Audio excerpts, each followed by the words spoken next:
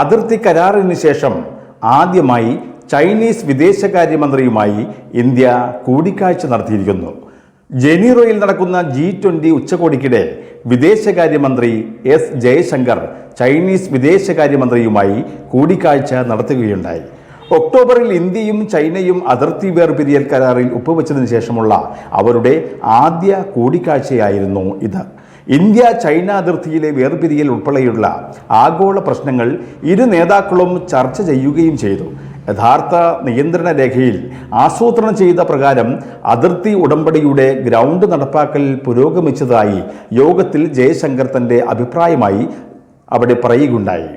ഒക്ടോബറിൽ കസാനിൽ നടന്ന ബ്രിക്സ് ഉച്ചകോടിക്കിടെ പ്രധാനമന്ത്രി നരേന്ദ്രമോദിയും ചൈനീസ് പ്രസിഡന്റ് ഷീ ജിൻപിങ്ങും അവരുടെ കൂടിക്കാഴ്ചയ്ക്ക് ശേഷം വിദേശകാര്യ മന്ത്രിതല യോഗം എത്രയും വേഗം നടക്കുമെന്ന് അന്ന് പറഞ്ഞിരുന്നതാണ്. അതേസമയം കസാനിൽ ഇരു രാജ്യങ്ങളുടെ നേതാക്കൾ തമ്മിലുള്ള ബന്ധങ്ങളിൽ അടുത്ത ചുവടുകൾ എടുക്കുന്നതിൽ സമവായത്തിൽ എത്തിയെന്നും ആ ധാരണ മനസ്സിൽ വെച്ചുകൊണ്ട് തന്നെ അതിൻ്റെ ഓൺ ഗ്രൗണ്ട് നടപ്പാക്കൽ ആസൂത്രണം ചെയ്തതുപോലെ നടന്നുവന്നതിൽ തനിക്ക് സന്തോഷമുണ്ടെന്നുമാണ് ഇന്ത്യയുടെ വിദേശകാര്യമന്ത്രിയായ ജയശങ്കർ പറഞ്ഞത്.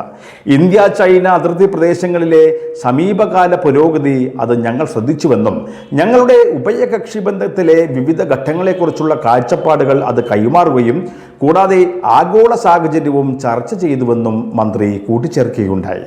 G20 ബ്രിക്സ് പ്ലാറ്റ്ഫോമിലേക്കുള്ള ഇരു രാജ്യങ്ങളുടെയും സംഭാവനകൾ അന്താരാഷ്ട്ര രാഷ്ട്രീയത്തിൽ രാജ്യങ്ങളുടെ പ്രാധാന്യം എടുത്തു കാണിക്കുന്നതായും ഉഭയകക്ഷി ബന്ധത്തിൻ്റെ പ്രാധാന്യം അടിവരയിടുന്നതായും അദ്ദേഹം അഭിപ്രായപ്പെട്ടു.